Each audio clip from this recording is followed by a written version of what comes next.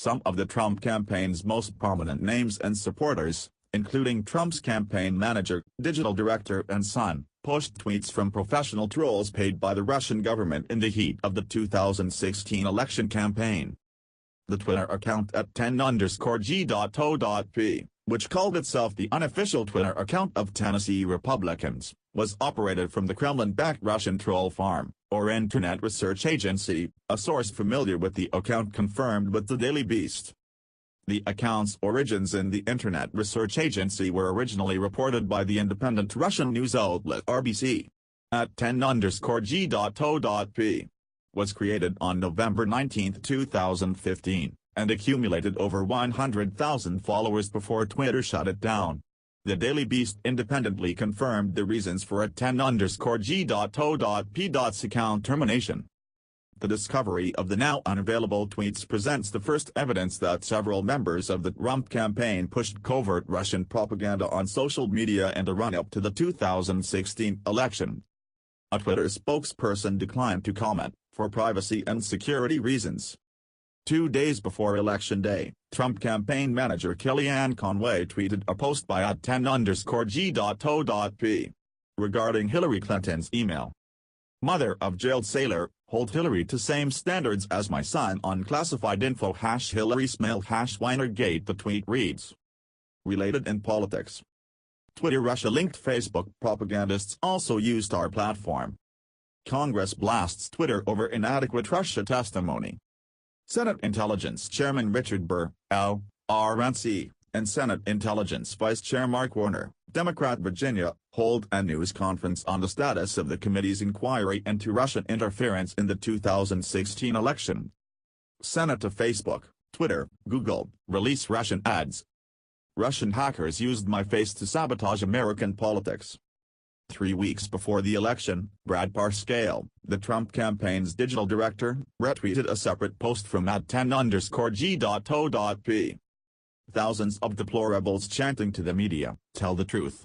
RT if you are also done with biased media. The tweet read. President Trump's son Donald Trump Jr. followed the account until its closure on August 23 of this year. Trump Jr. retweeted the account 3 times, including an allegation of voter fraud in Florida 1 week before the election. Breaking, #voter fraud by counting tens of thousands of ineligible mail-in Hillary votes being reported in Broward County, Florida. Please, RT, the tweet read. Trump Jr. also retweeted the account on Election Day. Get the beast in your inbox. Enter your email address.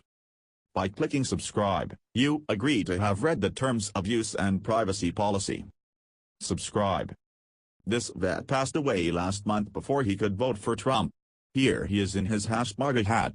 #voted #Election Day, the account wrote. Former Trump National Security Advisor Michael Flynn retweeted the Russian-backed troll account at least once. His son, Michael Flynn Jr., retweeted the account 34 times before it was removed from Twitter in August for its ties to Russian propaganda.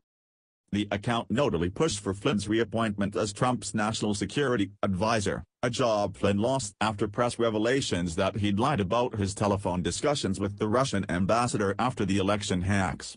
It also repeatedly pushed Breitbart-backed talking points, including a fake news story about a gang rape in Twin Falls, Idaho that mirrored dozens of articles from Breitbart News.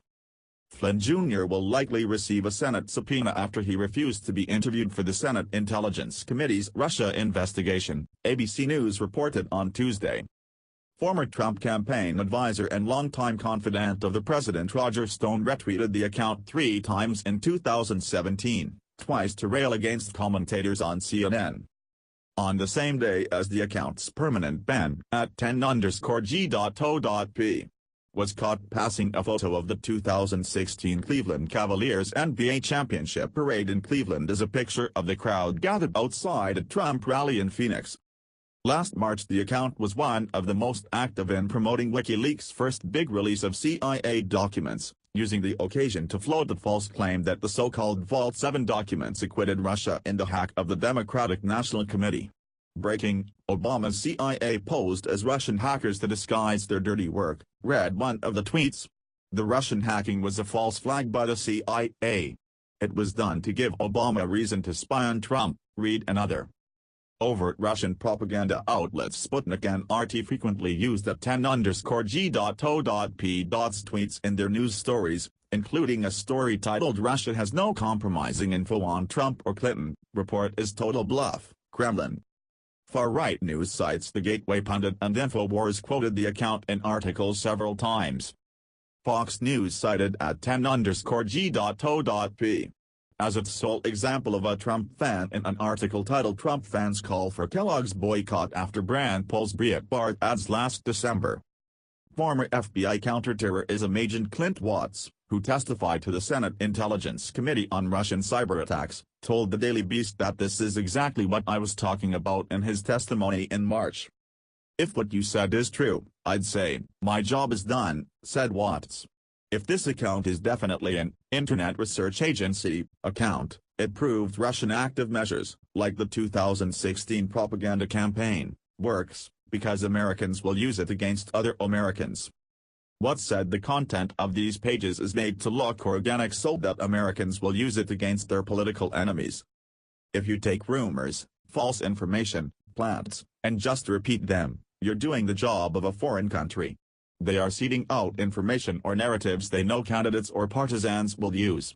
They were so effective, they had the very top people in the campaign using it," said Watts. Basically, Russia loaded the gun.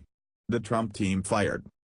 Mike Hassan, chief strategist of the Republican data analytics firm RedMetrics, said he remembered seeing the account as far back as the primaries, but became skeptical of the account due to a couple odd things that stood out. "I remember seeing it in late primary season, showing up in my timeline, retweeted by ordinary grassroots people. Some of the stuff was conspiracy theorist and inflammatory, but other times the content was intended to be inspiring and heartwarming," said Hassan. Hassan said he became more confident of 10_G.O.P.'s origins after the account stopped tweeting about Tennessee and started tweeting about nationalist French presidential candidate Marine Le Pen, then tweeted several links from Russian propaganda network RT. For it to jump from Tennessee-related stuff and national stuff to Le Pen, that was probably the trigger point, like, "Okay, maybe there is something here that's a lot worse," said Hassan. At that point, it was much more than just suspicion. That was more of a confirmation, he said, of Russia Today's frequent citation of the account. "By that point, it had accumulated enough red flags that I felt pretty sure that this was one of the bad guys." The account was retweeted 15 times by far-right agitator Ann Coulter, who also posted one of its tweets to her Twitter account.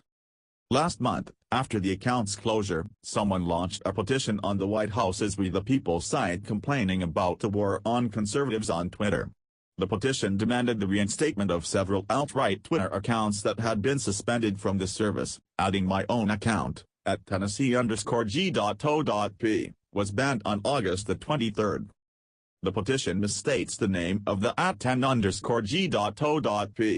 account, but came at around the same time as two more White House petitions protesting Facebook's deletion of fake African American and progressive political accounts linked to the Russian Active Measures campaign. None of the petitions received enough signatures to qualify for a White House response. Others in Trump's inner circle, including former Deputy National Security Advisor Sebastian Gorka, also retweeted Russian-tied Twitter accounts. Despite posing as Tennessee Republicans, the account never hesitated to push the Kremlin's talking points on issues like Syria and the French election. In May, the anonymous operator of a Twitter account called Out Cyber Command used Twitter's password reset process to try and prove Russia's involvement. A video of the hack appeared to show that 10_G.O.P.'s Twitter account was set up with the phone number in country code 7, indicating the Russian Federation, not Tennessee, indicating the Russian Federation,